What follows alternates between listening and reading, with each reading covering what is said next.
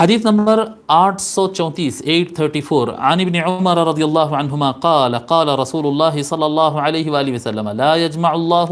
هذه الامة على الضلالة ابدا۔ حضرت عبداللہ ابن عمر رضی اللہ عنہما روایت فرماتے ہیں کہ رسول اللہ صلی اللہ علیہ وآلہ وسلم نے ارشاد فرمایا اللہ تبارک و تعالی اس امت کو کبھی بھی گمراہی پر جمع نہیں فرمائے گی، اس امت کو اللہ تبارک و تعالی کبھی بھی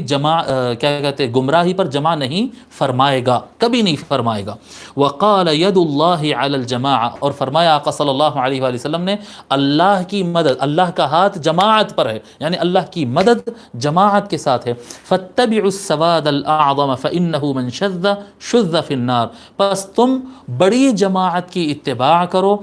پس جو کوئی شذ جماعت سے الگ ہو کر ہٹا، شذ فی النار، اس کو دوزخ کی طرف الگ کر دیا جائے گا۔ وہاں پر الفاظ الگ تھے، شذ فی النار تھا، جو الگ ہوا وہ جہنم کی طرف الگ ہوا، یہاں پر شذ فی النار ہے، جو الگ ہوگا اسے جہنم کی طرف الگ کر دیا جائے گا، ٹھیک ہے۔